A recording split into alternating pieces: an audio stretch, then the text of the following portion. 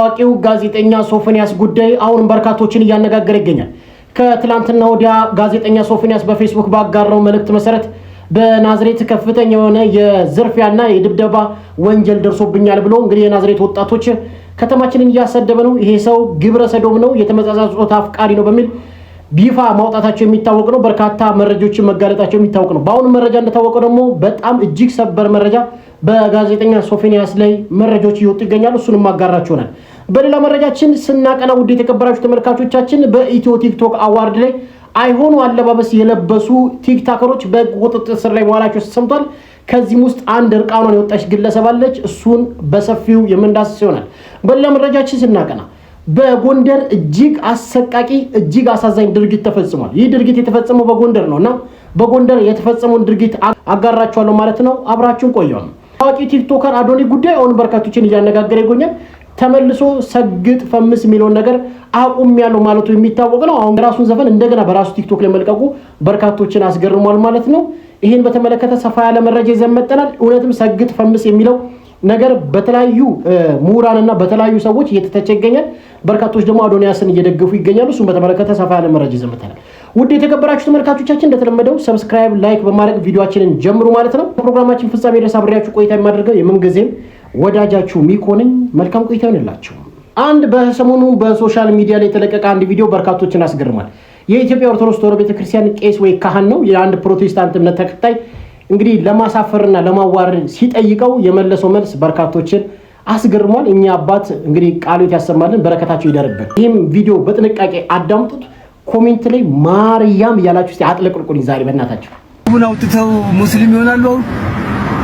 እሺ ጴንጤ ይሆናሉ። እዚች ያስባት በቃ በዛች ብቻ እኔም በዚች ባለ እሺ ጴንጤ ለምን አይሆኑም? እናንተም ወደኛ አትወጡም። ስማ እኔም ወደ አንተ ና ወደ እኔ ብዬ ቢያመልክ ማለት ነው አይገባም። አንተ በሃይማኖት ጸንተ ትኖራለህ፣ እኔም ደግሞ በሃይማኖት ጸንቼ ማስተማር አለብኝ እንጂ የመጣ በራሱ የመጣ ምን ችግር የለም። እሺ ለምሳሌ አሁን ከማርያምና ከማርያምና ከኢየሱስ ክርስቶስ አዳኝ ማን ነው? ከማርያምና ማልዳለች ፈጣሪ ኢየሱስ ክርስቶስ። እነዚህ ሰዎች ተመልከቱ፣ ከማርያምና ከኢየሱስ ክርስቶስ አዳኝ ማን ነው ብለው ነው የሚጠይቁት። አያችሁ አይደል? ልክ እንደማያውቅ ሰው ማለት ነው። ኢየሱስ ክርስቶስ የሁሉ ምንጭ የማዳን ምንጭ እንደሆነ ይታወቃል። ግን ቄሱን አደናግረው በሶሻል ሚዲያ የኦርቶዶክስ ቄሶች እንደዚህ ናቸው ለማስባል ነው እንግዲህ የሚሰሩት ተንኮል ማለት ነው። እስቲ አዳምጡት። ወናው ማዳን እሱ ነው። እሺ ማርያም የምታማልዳለች የምታማልድ ቃል ሰጥቷታል።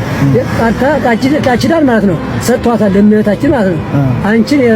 አንቺን ያማልድ አንቺን የሚያከብር እኔ እምርልሻለሁ ቃል ኪዳኑ ገብቶለታል ለእናቱ ማለት ነው። እናት ቆላት ማርያም እኮ መዳን በሷ በኩል አለ ነፈረሽ። እሺ መዳን በሷ በኩል አለ ወይ? ፈጣሪ ነው ማውጣት እነሱ ያማልድ እንግዲህ መዳን በሷ በኩል አለ ሲል አይ አለ የለም መዳን ያለው በፈጣሪ በኩል ነው። እሷ ከፈጣሪ ታስታርቀናለች ታቀርበናለች ብሎ እየመለሰ ነው። እኛ አባት ክብር ይገባል እንጂ አይ ፈጣሪ ነው የሚያድን ጭራሽ ማለት ከፈጣሪ ንስሐ ይገባሉ። እርሶ ንስሐ ይገባሉ? ሰው የሰራው ኃጢአት ንስሐ ካልገባ ምን ወጋለው? ጭቃ መግባት ማለት ነው። መዳን በሌላ በማንም የለም በኢየሱስ ብቻ ነው ብሎ እስቲ ይመስክሩ። በፈጣሪ ኩር ምን መዳንም በሉ እስቲ በኢየሱስ ክርስቶስ መዳን አለ ይበሉን እስቲ። ጻድቃንና ሰማዕታት ያማልዳሉ። እሺ እንግዲህ መዳን በኢየሱስ ክርስቶስ ነው። ኢየሱስ ክርስቶስ የማዳን ምንጭ ነው። በእግዚአብሔር ነው ማዳን እያለ ለማደናገር ምን ይላል? እስቲ መዳን በኢየሱስ ክርስቶስ ነው በሉ ብሎ ያጨናንቃቸዋል። እነዚህ ናቸው በቃ። ምክንያቱም ቃሉን የሚያነቡት ወንጌሉን የሚያነቡት ለመከራከር ሰውን ለማሳት እንጂ አንድ ቀን ሰውን ለማዳን አንብበው አያውቁም። እና ተመልከቱ አባታችን በደንብ እየመለሱ ነው።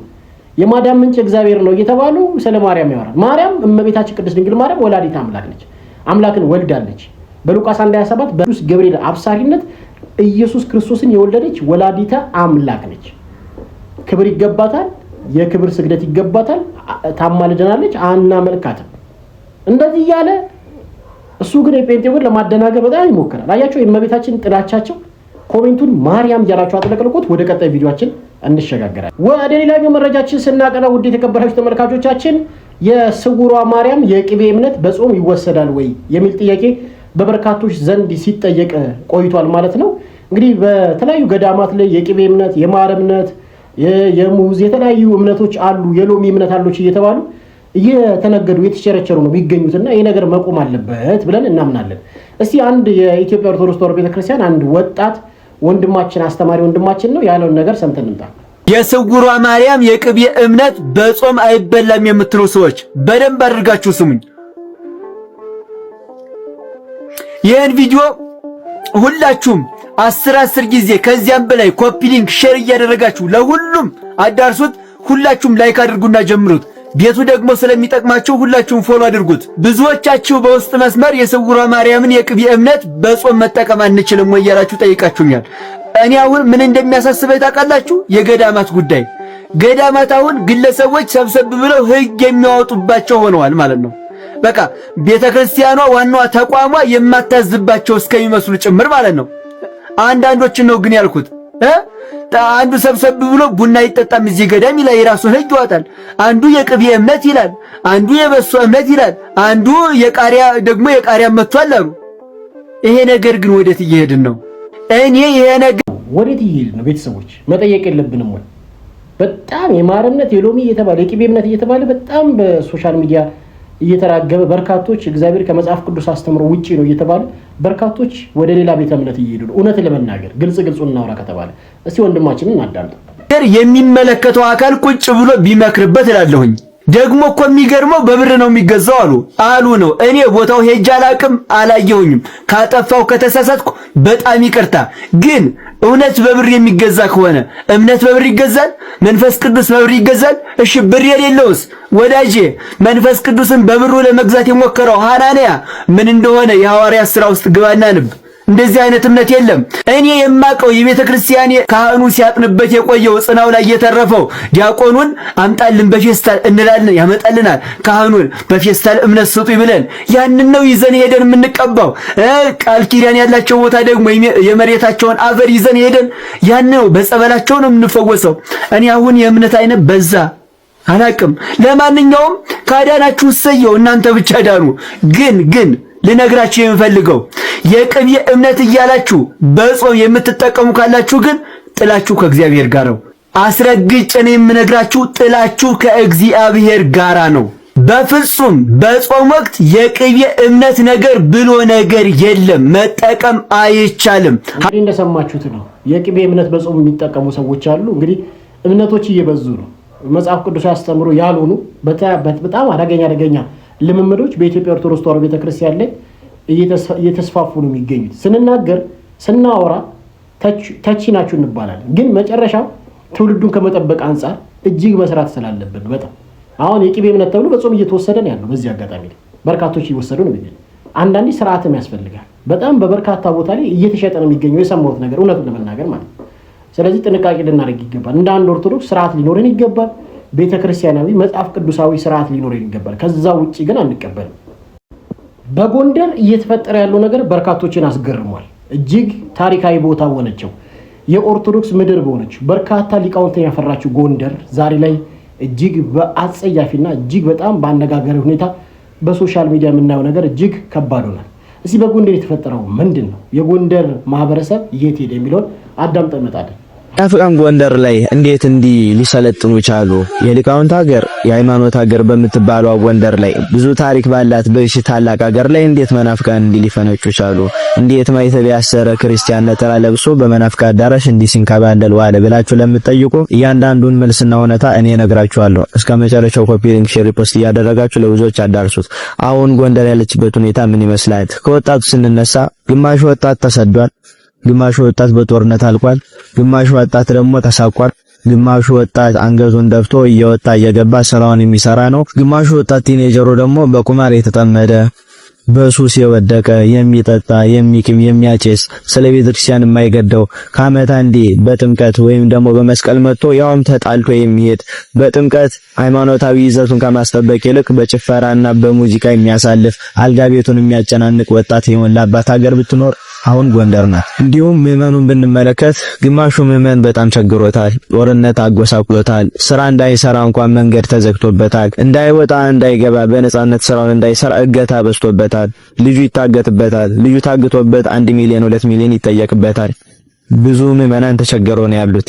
ሚላስ የሚቀመስ የሌላቸው በየቤታቸው ተቸገረው ችግራቸውን ተሸክመው የሚቀመጡ ብዙ ክርስቲያኖችና ምዕመናን አሉ። የሚያስገርመው ደግሞ ግማሹ ደግሞ የደላው ነው። ቀን በቀን ቁርጥ እየቆረጠ የሚበላ የወደቁትን የተራቡትን ወገኖቹን ዘመዶቹን ዞር ብሎ የማይመለከት በየመጠጥ ቤቱ በየጭፈራ ቤቱ ብር የሚበትን ሰው ሞልቷል። እረፍ ብሎ እንዳይናገር ንስሐ አባት ደግሞ ችግሩ በልጦበት በገሮች ብንመጣ ደግሞ በመንፍቅና የሚጠረጠሩ ብዙ የቤተክርስቲያን አስተዳዳሪዎች አሉ። ምዕመናንን ከመርዳት ይልቅ ምንም ያልሆነ ቤተክርስቲያን አፍርሰው ህንጻ ቤተክርስቲያንን ለመስራት ይራራጣሉ። ህንጻ ስላሴ ግን እዚህ እየፈረሰ ነው። ሃይማኖቱን ስለሚለውጠው ምዕመን ስለሚቸገሩ ምዕመን አይገዳቸውም። የቆመ ቤተክርስቲያን አፍርሰው የዕለት ጉርስ ካጣው ምዕመን ላይ ቤተክርስቲያንን ልሰራ ነውና ገንዘብ አምጣ ብለው ታቦት አውጥተው የሚለምኑ የቤተክርስቲያን አስተዳዳሪዎች በስተዋል። የቆመ ቤተክርስቲያን አፍርሰው በብዙ ሚሊዮኖች ቤተክርስቲያን የሚሰሩ ምዕመኑን ዞር ብለው የማይመለከቱ ጉባኤ የማይዘጋጁ ታቦት እንኳን በአመት አንዴ ወጥቶ ቃል እግዚአብሔር ከሚሰጥበት ይልቅ ገንዘብ የሚለመንበት ጊዜ ይበዛል። ይሄንን ነገር የሚቃወሙ ሊቃውንትን ደግሞ ስር ከስር እያሳደዱ ከሀገር አባረዋል።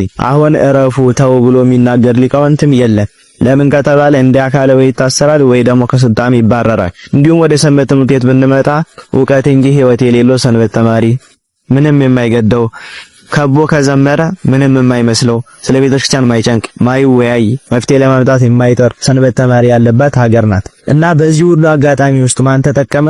መናፍቃን ተጠቀሙ። በሆድ አጣለው ህዝበ ክርስቲያኑን ወሰዱት።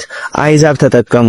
በሆድ አጣለው በገንዘብ አጣለው ብዙ ክርስቲያን አይዛብ ሆኗል። ብዙ ክርስቲያን ደግሞ መናፍቅ ሆኗል። ግማሹም ደግሞ ማይተውና አስሮ ለሆዱ ሲል እንዲህ ሲንከባለል ታያላችሁ። ይሄ ሁሉ ችግር የመጣው ከቤተ ክርስቲያን አስተዳደር ጉድለት ነው። ቤተ ክርስቲያን ልጆቿን በፋይናንስ ብትደግፍ፣ ከህንጻ ይልቅ ሰው ላይ ብትሰራ፣ ቤተ ክርስቲያን ከሰዎች መለመን ብታቆምና እየተቸገሩት መርዳት ብትጀምር ይሄ ሁሉ ችግር ይፈታ ነበረ። እንግዲህ እንደሰማችሁት ነው። እግዚአብሔር አለው ይበላል። በቃ ጎንደር ላይ ብዙ ሊቃውንት ያሉባት ሀገር ላይ መናፍቃን በዚህ ልክ ሰልጥነው ማየት በጣም የሚገርመውና ጧት የሰማነው ሰበር መረጃ እጅግ ይበል የሚባል ነው። በፌዴራል ፖሊስ በኢትዮ ቲክቶክ አዋርድ ላይ አልባሌ ልብስ የለበሱ የኢትዮጵያ ባህልና ሃይማኖትን የማይወክል ልብስ የለበሱ ግለሰቦች በሕግ ቁጥጥር ስር ላይ መዋላቸው ተሰምቷል። እስቲ ዜና ሰበር የተባለ መረጃ በዚህ ሰዓት ተሰምቷል። ነጃኒና ኢቫን የሚባሉት ቲክቶከሮችን ጨምሮ ሌሎችም በቁጥጥር ስር መዋላቸው ተሰማ። የኢትዮጵያ ፌዴራል ፖሊስ በሶስተኛው የጂ ፓወር ቲክቶክ ክሬቲቭ አዋርድ ላይ ከኢትዮጵያ ሕዝብና ባህል ስነ ምግባር ባፈነገጠ አኳያ ሰውነታቸው የገላለጠ አለባበስ ለብሰው በአደባባይና በቴሌቪዥን ቀጥታ ስርጭት ለሕዝብ የታዩ ተጠርጣሪዎች ከነግብረ አበሮቻቸው ጋር በቁጥጥር ስር አውሎ ምርመራ ማጣራት መጀመሩን ፖሊስ አስታውቋል። ተቀባይነት የሌለው አስነዋሪ አለባበስ ለብሰው በአደባባይና በቴሌቪዥን ቀጥታ ስርጭት የታዩ ዝግጅቱን በስፖንሰርነት እየደገፉና እንዲሁም ደግሞ የፕሮግራሙን ያቀነባበሩ ተጠርጣሪዎችም ወንጌላዊት ገብረ እንድሪያስ በርሄ፣ በረከት ጸጋዬ ጅፋር፣ መቅደም ደረጀ መንግስቱ፣ ግሩም ገዛሃኝ ቀጭኔና እንዲሁም ደግሞ ዮሐንስ መኮንን ኃይለ ማርያም ወይም ደግሞ ጃኒ የተባሉ ግለሰቦች መሆናቸው ገልጿል። እንግዲህ እንደሰማችሁት ነው። እቺ ርቃኗን የወጣች ሴትዮ ወንጌላዊት ነው ትክክለኛ ስሟ። እንግዲህ ምንም ማድረግ ስምና ባህሪ ያለ መመሳሰል ደግሞ ያሳዝቀኛልና በሕግ ቁጥጥር ስር ውለው ፖሊስ ማለት ነው እንግዲህ ምርመራ ያካሄደባቸው የሚገኙት እንግዲህ በኢትዮ ቲክቶክ አዋርድ በአርቲስት ቲቪ ላይ ፕሮግራሙን ያዘጋጁት ግለሰቦች በጠቅላላ ተይዘዋል ማለት ነው። ይበል የሚባል ይሄ ከዚህ በኋላ እርቃናቸውን የሚወጡ ሃይማኖትን ያልጠበቀ ባህልን ያልጠበቀ ኢትዮጵያዊነት ያልጠበቀ አለባበስን የሚለብሱ ግለሰቦች እንደዚሁ ተይዘው ምርመራ ቢደረግባቸው ጃስ ቢባሉ ደስ ይለኛል ብዬ አስባለሁ። እስቲ ወደ ቀጣይ ቪዲዮአችን እንሸጋገራለን። ታዋቂው ቲክቶከር አዶኒ እንግዲህ ወደ 4 ሚሊዮን ተከታይ ማፍራቱ የሚታወቅ ነው። ሰግጥ ፈምስ የተባለውን አይዲዮሎጂ በኢትዮጵያ ሕዝብ ላይ ተግብሮ በርካቶችን ፍቅርና ተወዳጅነት ማግኘቱ የሚታወቅ ነው። ይህን ተከትሎ በርካታ ስሞታ እየቀረበበት እንደነበረና ይሄ ለሕግ ሊቀርብ ይገባል፣ መንግስት ሊያዩ ይገባል የሚሉ በርካታ ምሁራን እንግዲህ ይፋ ወጥተው የአዶኒን ተግባር ተቃውሞ እንደነበረ የሚታወቅ ነው። ከዚህም ውስጥ ታዋቂው ጋዜጠኛ ሰመረ ባሪያው ማለት ነው በዩቲዩብ ቻናሉና በተለያዩ ፌስቡክ ድረገጹ ላይ አዶኒን ተችቶ መቆሙ የሚታወቅ ነውና በርካታ ሰዎችም እንደዚህ ሰግጥ ፈምስ የሚለውን አይዲዮሎጂ አልተቀበሉትም። ይህን ተከትሎ አዶኒ በቃ ስራዬን መስራት አልቻልኩምና ሰግጥ ፈምስ የሚለው ተግባር መቆም አለበት ብሎ ራሱ ተናግሮ እንደነበር የሚታወቅ ነው። በዛሬው ዕለት ግን እንደሚታወቀው በራሱ በሰግጥ ስም ልብሳቸው አውልቃችሁ የምትሮጡ ሰዎች መንገድ ላይ አላችሁ። አንዳንድ የላይ ቲሸርታችሁ ታወልቃላችሁ፣ ሱሪያችሁ ታወልቃላችሁ፣ ከዛ በኋላ መንገድ ላይ ትሮጣላችሁ ማለት ነው። በእናንተ ስም ብዙ ነገር እየመጣብኝ ነው ያለው። እኔ አላልኳችሁ። መሰገጥ ማለት ይህ አይደለም። መሰገጥ ማለት ልብስህን አውልቀህ ሩጥ ማለት አይደለም። ታዋቂ ለመሆን እሱ አይደለም። አቴንሽን ለመሳብ የማይሆን ነገር የምታደርጉ ከሆነ ሰው የምታጨናንቁ ከሆነ ይህ የመሰገጥ ትርጉም እያጠፋችሁት ነው ማለት ነው። መሰገጥ ያልኩት ሊረዳችሁ ይገባል። መሰገጥ ማለት በነዛ ኔጌቲቭ የሆኑ ድምጾች ነው። ዶክተር መሆን ከፈለጋችሁ እኔ እንዴት ዶክተር ሆናለሁ እንግሊሽ እኮ መጽሐፍ ማንበብ አልቻልኩም የሚለው አስተሳሰባችሁ ሳትሰሙ መስራት መሞከር፣ ካላችሁበት ደረጃ መጀመር፣ ትምህርታችሁ ላይ መሰገጥ፣ ስራችሁ ላይ መሰገጥ በቃ ይህ ማለት ነው። ከዚህ በላይ ምንም ነገር የለም። ስለዚህ ሐሳቡን አትቀያይሩት። ልብሳችሁ አውልቃችሁ የምትሮጡ ሰዎች እንግዲህ ከኔ ጋር አትያያዙም። እኔ ደግሞ ልብሳችሁ አውልቃችሁ ሩጡ አላልኩም። መያያዝም አልፈልግም። ሰማችሁኝ አይደለ? መሰገጥ ማለት እዚህ ውስጥ ነው ጋይስ። መበርታት ማለት ነው። ለዓላማ መቆም ማለት ነው። ይሄን ተናግሯል። ህዝቡ የመረዳት አቅሙ ከፍ ካለ ባዶን ልክ ይረዳል፣ ዝቅ ካለ ደግሞ ልብሱን አውልቆ ይሮጣል ማለት ነው። ስለዚህ ተረዱት፣ ልጁ ተረዱ። ሌላኛው መረጃችን ስናቀና ደግሞ ጋዜጠኛ ሶፎንያስ ከስራው መታገዱ ተሰምቷል። አሻም ቲቪ ጋዜጠኛ ሶፎንያስን ከስራው ማገዱ ተሰምቷል ማለት ነው። እሱም ወደ ጸበል ሄጄ ራሴን አክማለሁ ብሏል ማለት ነው። እንግዲህ እስካሁን በግልጽ ወጥቶ እኔ እንደዚህ ነኝ ባይልም በርካታ ሰዎች እንግዲህ እንደዚህ አይነት አጸያፊ ነገር እየተቃወሙ እንደሚገኙ ተሰምቷል ማለት ነው። መንግስትም ወደፊት በሱ ጉዳይ ላይ እጅግ ትልቅ መግለጫ እንደሚሰጥም በሀገራችን ወቅታዊ የግብረ ሰዶም ማለትም የተመሳሳይ ጾታ ጉዳይ ላይ ትልቅ መረጃ እንደሚሰጠንም መግለጫ እንደሚያወጣም እንጠብቃለን ማለት ነው። እንግዲህ እንደዚህ አይነት ሰዎች በሀገራችን ተበራክተዋል፣ ተባስተዋል። ሁላችንም ለልጆቻችን ለሚመጣው ትውልድ ስንል ልንቃወም ይገባል ማለት ነው። እስካሁን ድረስ ባለው መረጃ ጋዜጠኛ ሶፎንያስ ከስራ መታገዱ